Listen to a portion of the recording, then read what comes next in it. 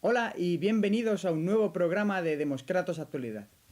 Hoy os vengo a presentar una nueva sección en la que hablaré de derecho, política, economía y actualidad, temas totalmente interesantes y siempre con mi opinión fundada. Sé que no va a ser debate, no va a haber entrevistas y cambia la dinámica del canal, pero no os preocupéis porque seguirá habiendo ese tipo de contenido en el futuro.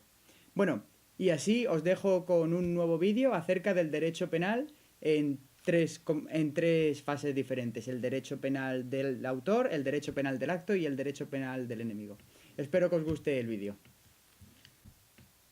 Bueno, hay tres tipos principales de derecho penal: derecho penal del autor, derecho penal del acto y derecho penal del enemigo. Os voy a explicar detalladamente y espero también que amenamente estos tres tipos de derecho penal, que sé que esto de amenamente es difícil en un tema de derecho, pero sin duda es totalmente interesante para los tiempos actuales en los que vivimos y los cambios que está sufriendo nuestra sociedad. Primeramente, el derecho de autor ya no lo encontramos en democracias como la española, en todas las democracias europeas, incluso en Estados Unidos. Es muy difícil de encontrar. Lo podemos encontrar hoy en día en regímenes autoritarios. ¿En qué se basa este tipo de derecho penal? Bueno, aquí lo que se pena no es por haber hecho un determinado acto, un determinado delito, como un asesinato, un homicidio, no. Se te pena por ser un asesino, por ser un violador, por ser un ladrón. Se te pena por ser, no por lo que has hecho.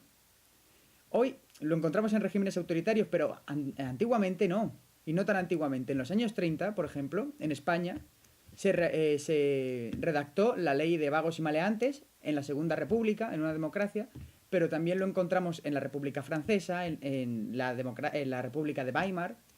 No era algo exclusivamente de regímenes autoritarios, pero con el paso del tiempo y la evolución del derecho penal sí que se quedó para este tipo de regímenes, sobre todo debido al principio de legalidad, tipicidad y también a la democratización de este derecho penal. Bueno, con el paso del tiempo llegamos a un derecho penal del acto. Aquí no se pena por ser un asesino, sino porque has cometido un asesinato. Has realizado ciertas circunstancias que están dentro del Código Penal, como alevosía, ensañamiento, precio, recompensa o promesa, realizar el asesinato con este tipo de circunstancias, y entonces es cuando se te pena. Se te pena porque has cometido ese hecho, no porque seas un asesino.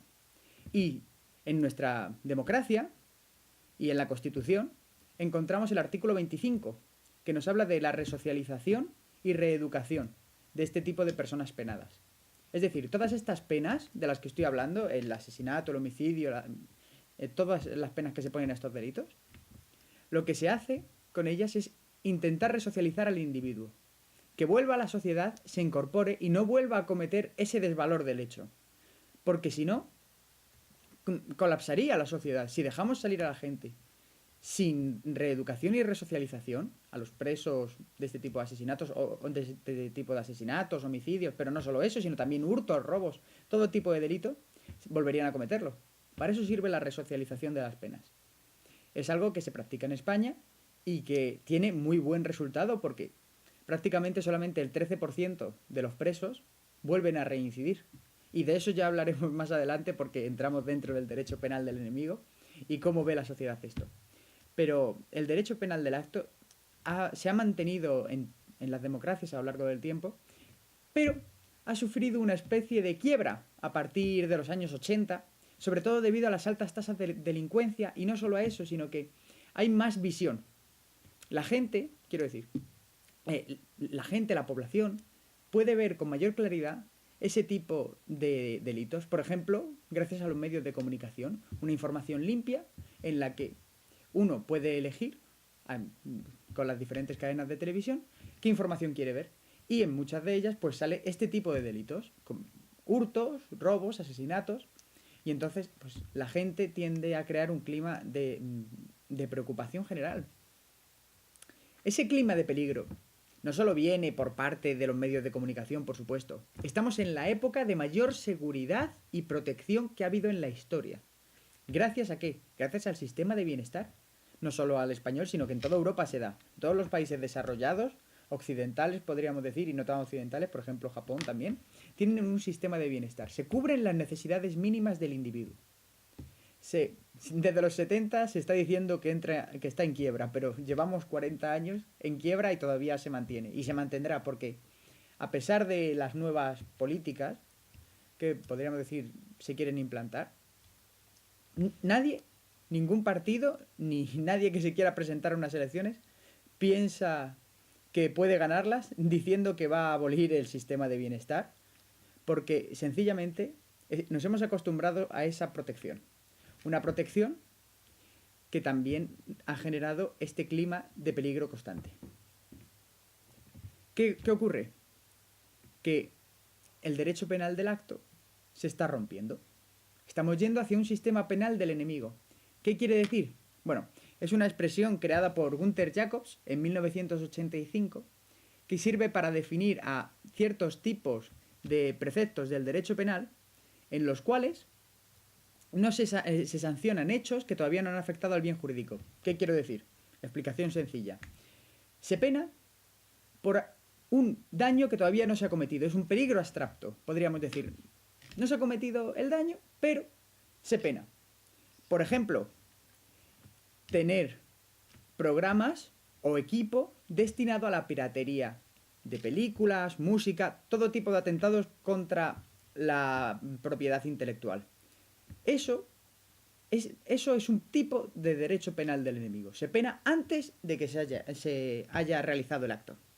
Bien, ¿qué ocurre aquí? ¿Qué problema hay? Pues que no hay afectación, que no hay un daño.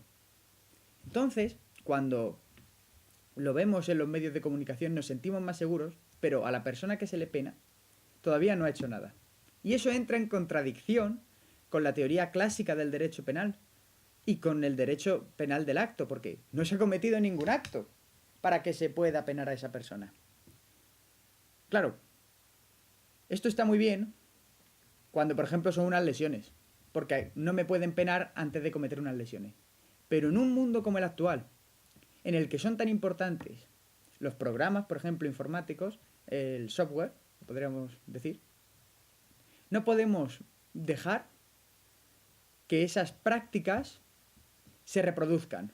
Un mismo programa puede mandarse a diferentes tipos de personas y ya reproducir ese tipo de actividades un colectivo más amplio que una sola persona.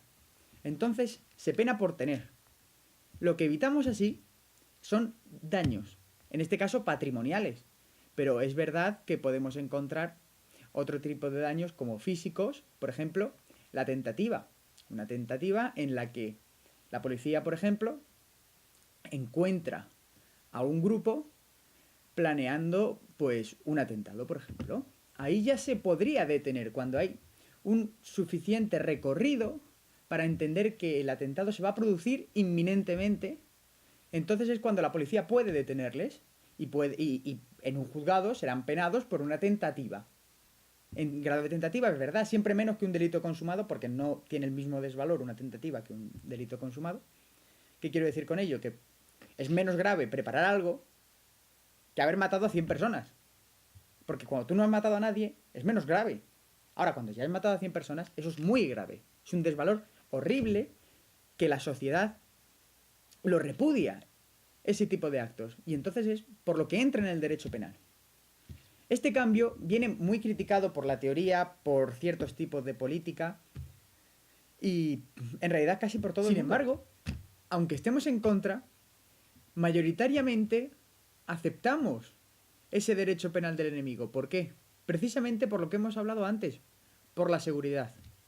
Y con eso me gustaría concluir el vídeo, dejando esta reflexión a todos acerca de si necesitamos más seguridad y con ello recortar ciertas libertades y ampliar a veces el ámbito de la pena a hechos donde no se ha producido un daño, o si por el contrario debemos mantener nuestros márgenes tan amplios de libertad, aunque eso sí, asumiendo un mayor daño.